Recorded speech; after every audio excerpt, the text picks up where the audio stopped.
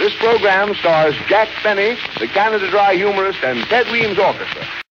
Dear Congress, you mother sheepish of prudish proportions who go into bakeries and buy little cakes that smell bad. I don't know. You're just mother. Love mothers because that's a good thing, and you guys are bad. You're bad. Bastards. Every year for the past 48 years, you have authorized the budgeted expenditures of the Department of Defense through the yearly National Defense and Authorization Act. This year, however, you put in a provision that kind of destroys amendments, 4 through 7, maybe 1, 2. We here at the Awesome Channel feel that this could cause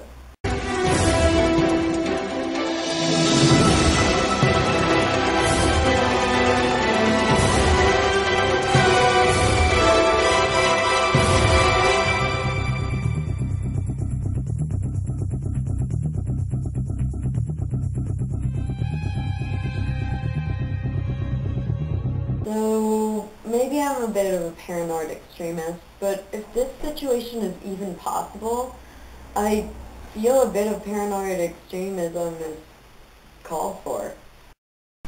The main part of the bill that we find in violation of most democratic principles, Especially the ones that our country is supposedly founded on and Congress is legally bound to uphold, is Section 1031, which authorizes, and we quote, long-term detention under the law of war without trial until the end of hostilities.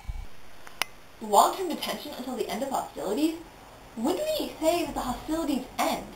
I mean, they originally had it down that citizens could be held and detained by the military, but the White House, later on of course, kept the executive authority to try suspects in a civilian court, which, it seems to us, is less of a civil liberties thing, more of a power thing.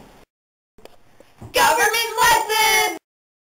the Sixth Amendment says, quote, The accused shall enjoy the right to a speedy and public trial.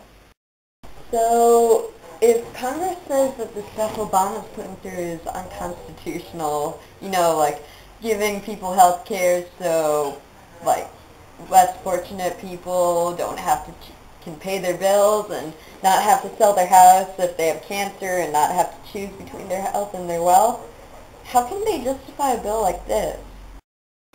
John Locke said in his Natural Rights of Man that people give up their individual rights and absolute freedoms for government protection. But in this case, we're kind of giving up a lot of our freedoms for protection. Even though the Senate originally voted to pass this bill 93-7, Obama vetoed it. Or threatened to anyway. Obama to the rescue! But wait, was his reason for vetoing the bill A, that it didn't protect the American people, or B, that it didn't give the executive branch enough power? A? Nope. Government lesson! This is why I love Montesquieu and the separation of powers. Keeps the country in permanent passive aggression mode. Each side wants more power than the others and doesn't want any other side to get more power than them. But they can never say it. Ever.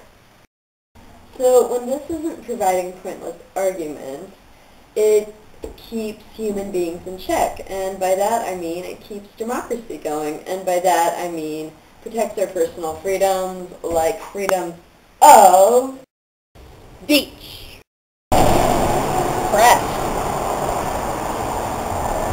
right to a fair trial, Right to a speedy trial! right to know the charges against us. Stuff that Congress seems to be forgetting about. That stuff. By the way, props to Senator Mark Udall, Democrat from Colorado. He tried to introduce an amendment forbidding the indefinite detention of U.S. citizens. Citizens only, mind you, but still. Unfortunately, it was rejected. How rejected was it? On a scale of, oh, I'm sorry, I think of you more of a friend, to, oh, hell no! How rejected do you think a vote of 38 to 60 is?